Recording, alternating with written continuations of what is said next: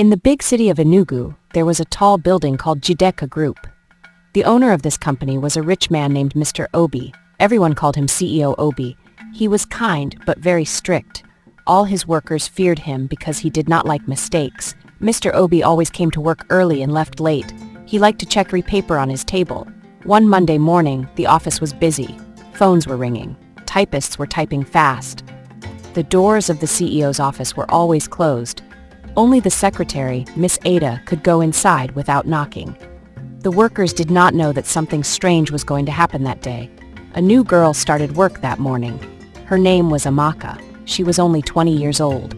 She wore a green dress and smiled at everyone. Her job was to help the accountant. Amaka was happy because it was her first time working in a big office, but she did not know that her life was about to change forever. Mr. Obi called his workers for a meeting in the big hall. Everyone came in quickly. Mr. Obi stood at the front. He wore a black suit and a red tie. He was talking about new plans to open a branch in Abuja. As he spoke, his eyes moved around the hall until they stopped at Amaka. Amaka was standing at the back of the hall. Mr. Obi saw something that made his heart beat fast. Amaka's left hand had a big brown birthmark shaped like a moon. Mr. Obi had the same birthmark on his own left hand. He lifted his sleeve a little and looked at his birthmark. It was exactly the same as Amaka's. He felt dizzy and held the table beside him. His mind traveled back many years. 20 years ago, his wife had given birth to twin girls in a village hospital, but the nurse told him that only one baby survived. The other baby died during delivery. The baby who lived was taken by his wife when they separated, and he never saw them again. Since that day, Mr. Obi always dreamed of seeing his lost daughter.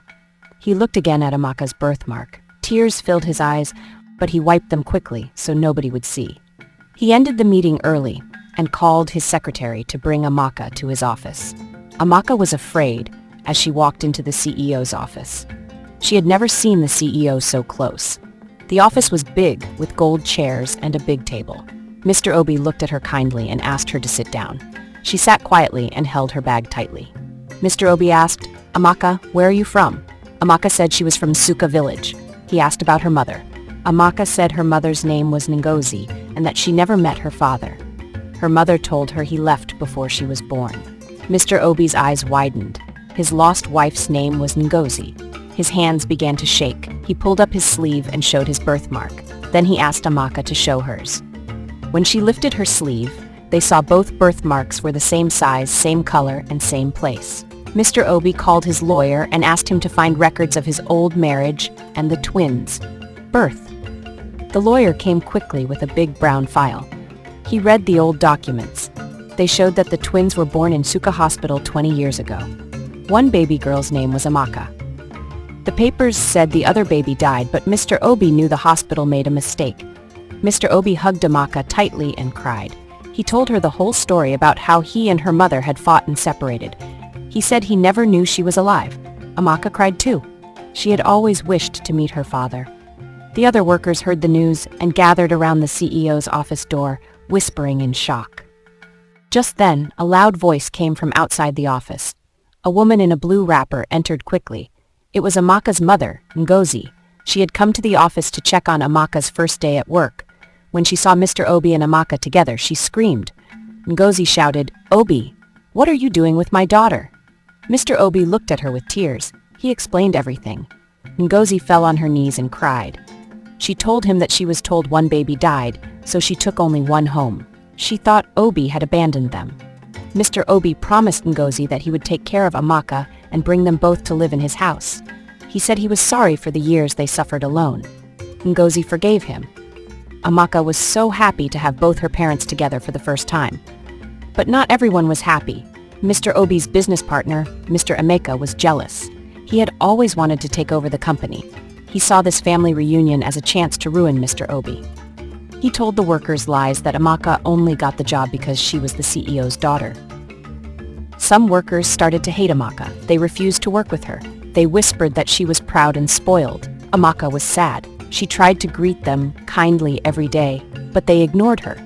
Mr. Obi called another meeting and warned everyone that anyone who disrespected Amaka would lose their job.